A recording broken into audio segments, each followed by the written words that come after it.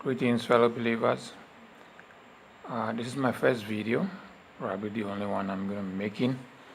I'm making this video because I want to explain some things about the great sign in heaven that is expected to come to fruition on 23rd of September.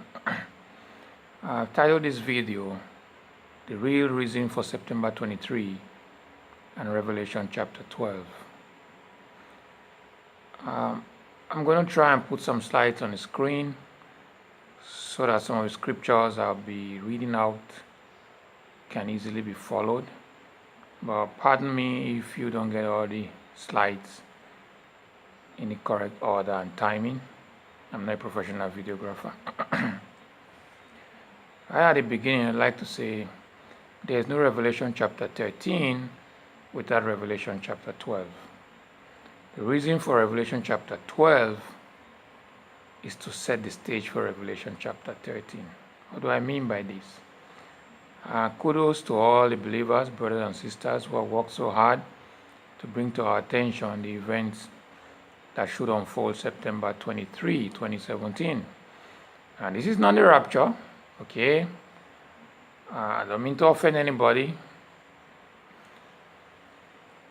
The scripture itself is very clear as to the reason for Revelation chapter 12. It's about warfare, which we all know. We are aware as Christians that there's a battle raging. Now, this is the culmination of a battle, as it were. You have on the one hand the woman clothed with the sun, standing on the moon, her feet on the moon, and the crown of 12 stars. That's Israel. That's God's kingdom. Okay. And she's going to bring forth a man-child who's going to rule the nations with the rod of iron. Again, that's God's kingdom. And on the other hand, you have the great red dragon, or the serpent, or the devil, Satan, as we are told later in Revelation chapter 12. And he has 7 heads, 10 horns, and 7 crowns upon his heads. That's the other kingdom. That's the kingdom of darkness. And these 2 signs are in heaven, okay, not on earth. Now, there's a teaching that's been going on for several centuries. And because we know Jesus Christ is a man-child, this scripture has to be talking about the birth of Jesus. And many believers have come out on YouTube and other places to explain that it actually has a dual fulfillment. So there was a slightly similar sign, great wonder, when Jesus was born. And then it's happening again, 2,000 years later. It's happened a few times before, but not in the same exact configuration and not in a significant configuration as we're about to see in the next two weeks. Now, Jesus is not going to be born again 2,000 years after the fact. He's already been born. So what is Revelation chapter 12 and the great sign in heaven telling us September 23, 2017? The man-child is going to be born, yes, but it's not Jesus. Now, again, because it says he's going to rule the nations with a rod of iron, we default and we say that's Jesus because we know he's going to rule the nations with a rod of iron. But Jesus makes a promise to the overcomers, all right, in Revelation, that he who overcomes, I give him power to rule over the nations. So here again, we see, a type of Jesus playing out, but as it were, is the offspring of Jesus. Should we say that? He said, as I got the power to rule from my Father, I will give him the power to rule over the nations. All right, so there's a man-child going to be born. Yes, doesn't mean it's Jesus. All right, just because it's a man-child, we'll go into details later. And it's going to rule the nations with a rod of iron. Again, doesn't mean it's Jesus. It's a company that comes with Jesus. All right, so if we go slowly, this woman is pained, as if travailing. All right, and the dragon is waiting patiently to devour her child, because the dragon knows as soon as this man-child is born, the kingdom of the dragon is over. Now, if we flash back, when Jesus was born, it says that there came to Jerusalem wise men from the east, who said, "Where is he who was born King of the Jews? For we have seen his sign in the east." Okay, they saw his sign, and they came to Jerusalem. Very few people knew at the time Jesus had been born, and it would take 30 years, perhaps 33 years, for the kingdom of darkness to actually be dethroned at the cross of Calvary from the time that the sign was seen. He was born. But the warfare required training. All right? And Jesus grew in grace and wisdom and understanding and in power. And then he destroyed the kingdom of darkness. 30 years plus. What I want to emphasize, this great sign, and kudos to the believers again, all the way back to J.R. Church and Gary Stearman, who made a video in the 90s about the probable date of Jesus' birth. You know, it's the same trajectory, giving us insight as to the meaning of this great sign. And then all the recent, believers who have worked on it on YouTube, God bless you all. We know this event is going to happen because we have seen the sign. We have seen the star. We have seen its star in the heavens. Thanks to astronomy software. Thanks to those who just look out and gaze into the stars at night. We know it's going to happen. What we did not know is the meaning, the relevance. Why is it going to happen? All right, there's one interpretation. There might be different viewpoints and analysis out there. The man-child is going to be born. This man-child, as soon as it's born, is going to trigger war in heaven. It's a company. We're looking at a company. Okay. There's going to be war in heaven because the man-child is born. Not war on earth, war in heaven, because the man-child is caught up to the throne of God.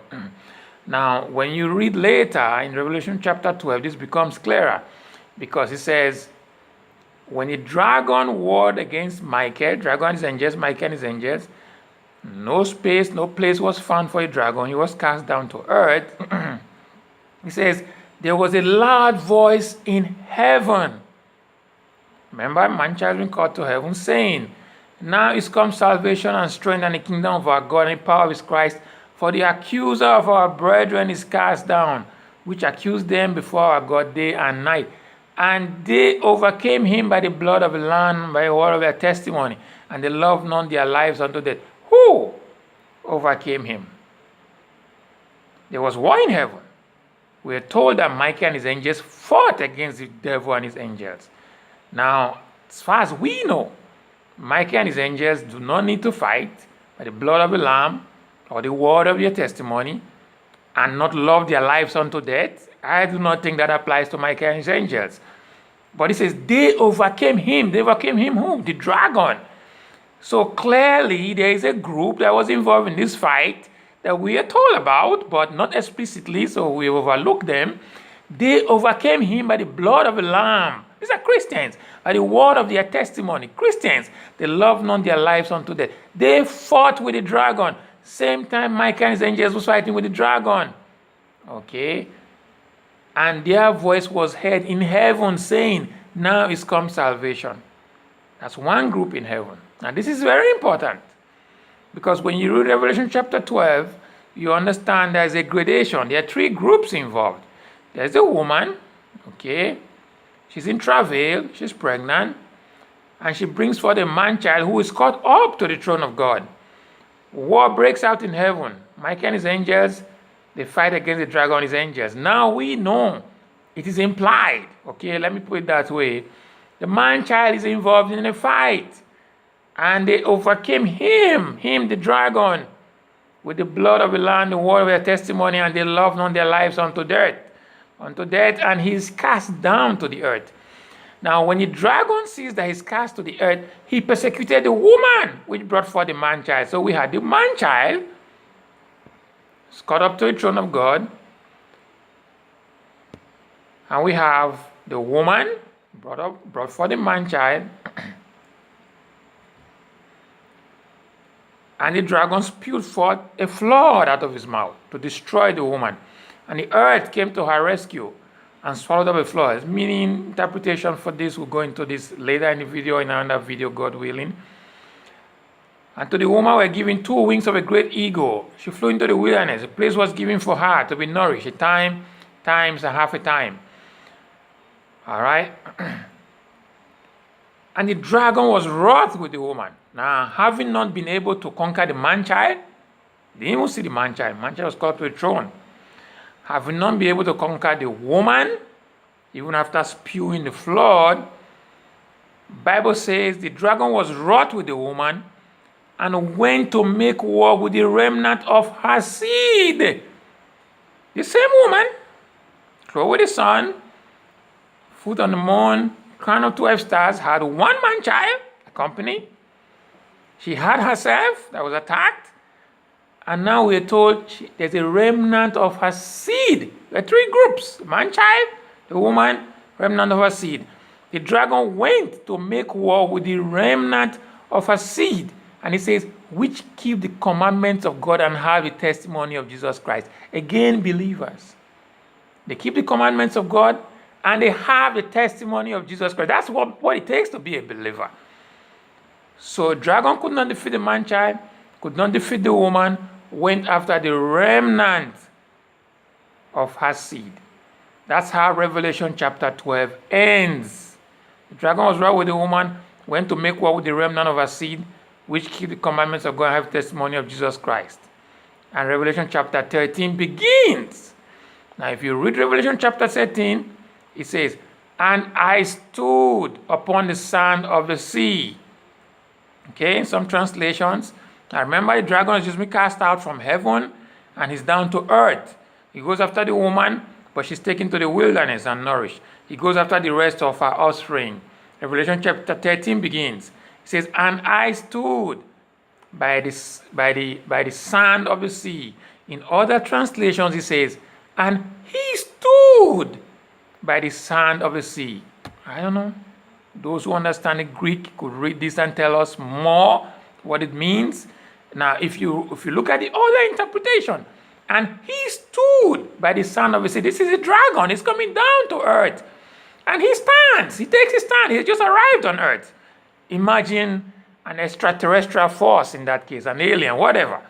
He's coming down to earth. He's been here before. He runs to and fro. That's what we read in the book of Job. He stood by the sand of the sea. And out of the sea comes this beast. Now things are getting interesting. If you remember, the dragon in heaven had 7 heads, 10 horns, and 7 crowns upon its heads. 7 heads, 10 horns, 7 crowns. Now there's a beast on earth. The dragon is standing by the side of the sand of the sea. A beast comes out of the sea. And how is this beast described? It has 7 heads, just like the beast in heaven, just like the dragon. It has 10 horns, just like the dragon. But it has 10 crowns upon its horns. The dragon in heaven had 7 crowns. 10 horns, 7 heads, but 7 crowns upon its heads. Now this beast has 10 crowns upon his horns. It's a slightly different beast. This is an earthly beast, and that's a heavenly beast. Now remember, the beast in heaven has 7 heads. We're not told anything happened to his 7 heads. In fact, all 7 heads work just fine. But the beast on earth only has 6 working heads. 1 head has been bruised and crushed. And the dragon is looking at this beast as it comes out of the sea. Now this beast comes out of the sea. At the same time, the dragon comes down to earth. In other words, the battle of Revelation 12 has to be fought. The dragon has to be cast down to earth before the beast can rise out of the sea. We know this beast. All right, it's a beast that rules the entire world. We call it the Antichrist government. That's fine. This beast does not rise until the man-child is born and there's war in heaven and the devil is cast down to earth. Is it going to take 30 years? We don't know. It took 30 years from the birth of Jesus to the cross of Calvary. It's going to be 5 years, 7 years, 14 years. I don't know. Time is going to play out. But whatever the case, whatever time is needed, this beast government, it's going to arise on earth. It is going to arise at a time when the dragon is falling to earth and is standing by the sand of the sea of humanity, as it were. here to oversee human government. Now, this is important because we've heard, as above, so below. What the dragon is going to try and do is to empower this beast on earth. Because if you read Revelation chapter 13, it says the beast is going to deliver, the dragon is going to deliver to this beast, this earthly beast, coming out of the sea, its power and its authority. In other words, the kingdom that fell from heaven, the dragon, the great red dragon, Leviathan, Office, Megas Draconis, is going to deliver all its power to this earthly government because it cannot go back to heaven. It is when the dragon delivers power to the earthly government that the seventh head is healed. As above, so below. A full transference of power. That has never happened in the history of the occult, except maybe in the days of Nimrod. For the first time in at least 6,000-7,000 years of human history, all power that belongs to the satanic kingdom of darkness in the heavenly places will be delivered to the government on earth. So you have 7 fully functioning heads.